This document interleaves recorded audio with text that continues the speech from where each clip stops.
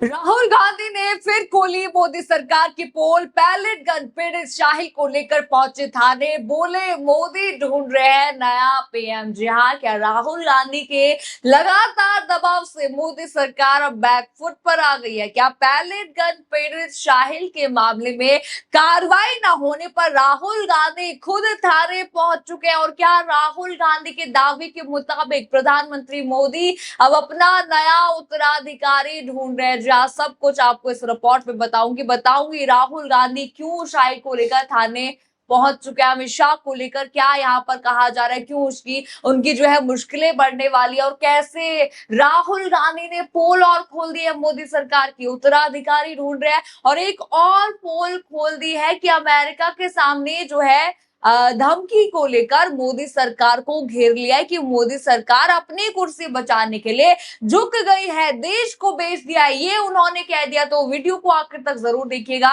नमस्कार, मैं हूं राधा राणा और आप देख रहे हैं प्यार भी। दोस्तों, आजकल शायद ही कोई ऐसा नेता है जो मोदी सरकार की इतनी पोल खोल रहा है, वो भी आए दिन। जितनी राहुल गांधी यहाँ पर खोल रहे हैं ना, किसी ने नहीं खोली है। कभी छात्रों का मुद्दा उठाकर देख लीजिए, कभी अमित शाह को घेर कर देख लीजिए, कभी महंगाई पर सवाल पूछिए, कभी छात्रों की गूंज कार्यक्रम हो, हर मुद्दे पर उन्होंने जमकर घोरा है। और अब तो शाहिल को लेकर खुद थाने पहुंच गए हैं। जी हाँ दोस्तों, वही शाहिल जिस अब बच्चे पर जो है पैलेट गन लगने का आरोप है, जिसको लेकर प्रेस कॉन्फ्रेंस भी राहुल गांधी ने की थी, दिखाए थे कि भाई देखिए ये है पैलेट गन। आखिरकार राहुल गांधी उसे लेकर सीधे थाने क्यों पहुंचे? देखिए, वो पूरा मामला आपको बताऊंगी, पर उससे पहले यहाँ पर बता दो, राहुल गांधी ने एक और बड़ा दावा कर दिया है मोदी सरकार को लेकर। जी हाँ, उनका यहाँ पर कहना है कि मोदी सरकार नया पीएम ढूंढ रहे, यानी अपना उत्तराधिकारी ढूंढ रहे। जरा बड़ी हेडलाइन स्क्रीन पर देखिए,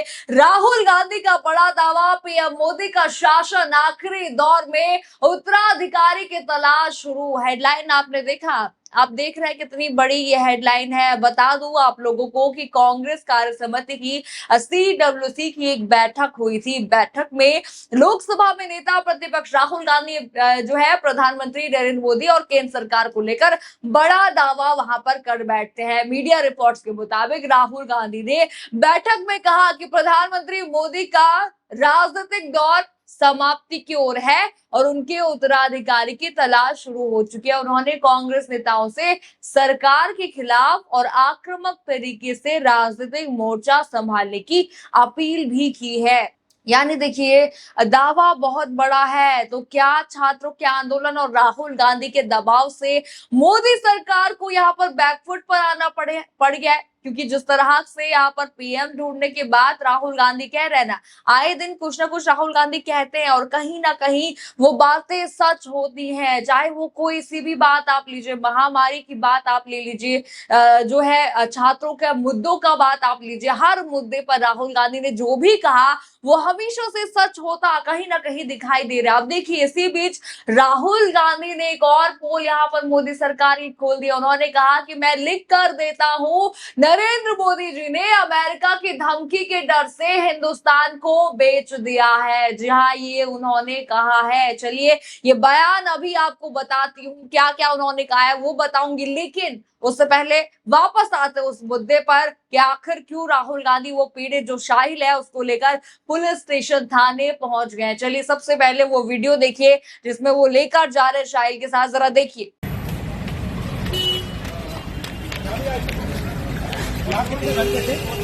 देखा आपने वीडियो।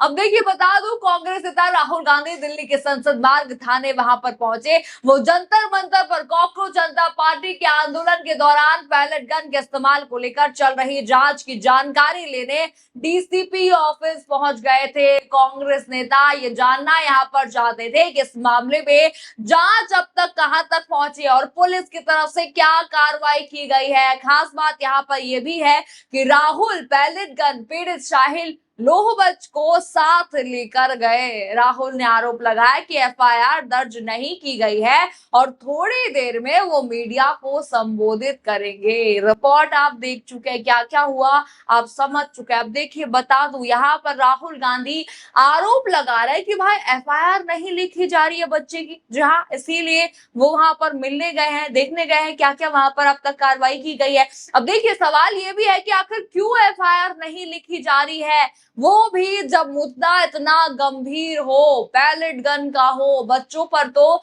आप खूब एफआईआर लिख रहे हैं। साफ आपने कह दिया कि भाई हम तो एफआईआर नहीं हटाएंगे, जिन्होंने कोई हरकत भी नहीं करी थी, बच्चों ने शांतिपूर्वक प्रदर्शन कर रहे थे, उन पर तो आपने खूब एफआईआर यहाँ पर लिखी है। तो इस बच्चे का मामला आखिर क्यों नहीं देखा जा रहा है। खैर अब देखिए मामला अब सुप्रीम कोर्ट, ये छात्रों का मुद्दा पहुंच चुका है अपने हाथों में, सुप्रीम कोर्ट ने ले लिया है, कमेटी भी बना दी है इसी पर। अब देखिए उन्होंने, अब देखिए यहाँ पर कहा जा रहा है कि अमित शाह की मुश्किलें बढ़ने वाली हैं और सुप्रीम कोर्ट बढ़ाने वाला है। खैर दोस्तों, मैंने आपसे ये भी कहा था कि राहुल गांधी कह रहे हैं कि मैं लिख कर देता हूं, नरेंद्र मोदी जी ने अमेरिका की धमकी की डर से हिंदुस्तान को बेच दिया है। जरा उनका बयान आप सुनिए। सारा का सारा नरेंद्र मोदी जी ने अमेरिका को दे दिया, बेच दिया। मैं जानता हूं, मैं आपको लिख के दे सकता हूं, अगर नरेंद्र मोदी पे दबाव नहीं होता, अगर धमकी नहीं होती, नरेंद्र मोदी ये नहीं करते। ये जो किया है, हिंदुस्तान को जो बेचा है, ये अपनी छवि को बचाने के लिए, अपने राजनीतिक भविष्य को बचाने के लिए, धमकी से बचने के लिए किया है। मुझे एक चीज बता दो जो हिंदुस्तान ने लिया है, एक चीज बता दो, कुछ नहीं लिया। सुना आपने, यहाँ पर राहुल गांधी कह रहे हैं कि मोदी जी अपनी कुर्सी बचा रहे हैं। वो कह रहे हैं कि कुर्सी बचाने के लिए हिंदुस्तान तक उन्होंने बेच दिया है, धमकी के डर से हिंदुस्तान को बेच दिया है, ये राहुल गांधी यहाँ पर कह रहे हैं। ये दावा कितना सच है ये भी देखना आप जरूर यहाँ पर दिलचस्प रहेगा। यानी दोस्तों राहुल गांधी हर मोर्चे पर मोदी सरकार, अमित शाह सरकार, कोई भी हो, यहाँ पर बीजेपी का कोई भी नेता हो, हर किसी को घेर रहे हैं, सबकी पोल खोल रहे हैं, जब तक वो जवाब नहीं देते।